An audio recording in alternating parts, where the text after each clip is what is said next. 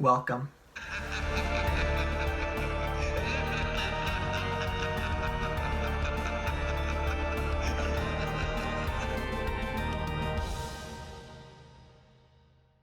WandaVision was released on Disney Plus in 2021 and was directed by Matt Shakman.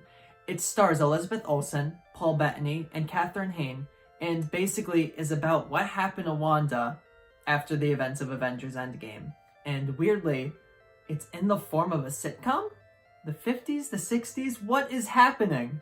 So I'm just going to say it right now. There's going to be no spoilers in this review. This is going to be spoiler-free, so you don't have to worry. I'm not going to go into specific plot details or anything like that because I want you guys to watch this. This is probably one of the best TV shows that I have ever watched. This one season was so amazing and fantastic, and there's so many more words that I could use to describe it, but that would just make this video go on forever. Just watch it. It is 1,000,000% worth it if you can. If you can't, watch the free trial. I think there's a 7-day free trial if you get Disney Plus. Do that and watch this. It is very much so worth it. And it's going to be important in the context of the Marvel Universe. So, there's that. So let's start off with the first pro, which is, it is absolutely gorgeous. And they do a great job with shooting this movie in its different eras of sitcoms as it presents itself. We see the 50s in the trailer. We see some of the 60s. We see a little bit more. Don't want to go into more detail within that, but it is shot very well. The acting is phenomenal to fit in each of those different time periods, and you can see how the speech changes each time they go to a different era of sitcom. It is done very well. All of the sitcom stuff. It was very enjoyable watching it. It does lead me to the first con that I do have with the series, which is the first episode is very strange, but in the context of the rest of the series, it is fantastic. Unfortunately, I know a lot of people who watched the first episode and were like, oh, I don't know if I want to watch anymore because it didn't grip them. And that's definitely my issue with the first episode. There needed to be a little bit more to grip onto so that people were interested to go into the second episode. Of course, if you continued on, oh my god, it is fantastic. But yeah, the first episode, it doesn't do the best job of wanting you to watch on. So it needed a little bit more of something to grip onto to continue watching.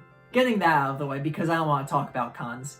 Like I was saying before with the acting, Elizabeth Olsen is fantastic as Wanda. She's great. I love Paul Bettany as the Vision. He definitely is one of my favorite characters within the Marvel Universe, so it was very nice seeing him, but also being like, why is the Vision here? How is he here? Because if you've watched the other Marvel movies, I don't know if this is a spoiler, but you should have already watched them. Vision is dead. He died in Infinity War. So how is he in WandaVision? How? And they do a great job of explaining everything. More so of, we're going to show you instead of tell you, which I really like. Yeah, I was happy to see Vision again. And of course, going into a Marvel movie, you know the effects are going to be absolutely stunning and amazing.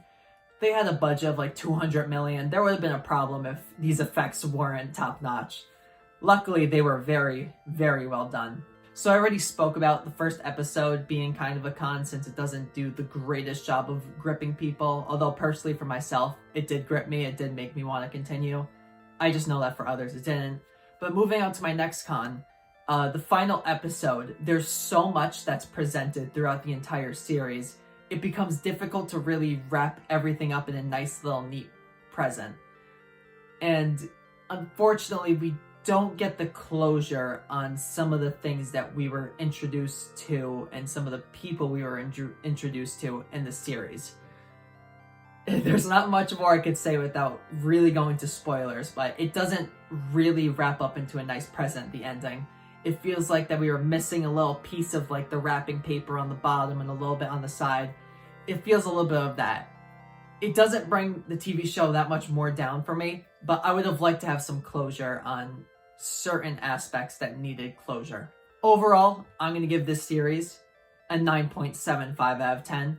And like I've been saying, I 1,000,000% recommend this. You should stream it any way that you can. Listen, I'm not gonna support you doing it on illegal streaming sites or legal streaming sites, but however you can watch this, watch this. It is very much so worth it, and you will not regret it. So thank you everyone for watching this review, and be on the lookout for the Three Strangers podcast, where we are going to be reviewing WandaVision, and it's going to be full on spoilers. There's going to be spoilers everywhere about different things, and we're going to talk about some horror imagery and some different horror elements that they use within this series. So be on the lookout for that.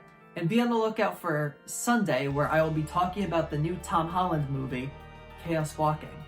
So be on the lookout for that. But let's flash forward to the next review.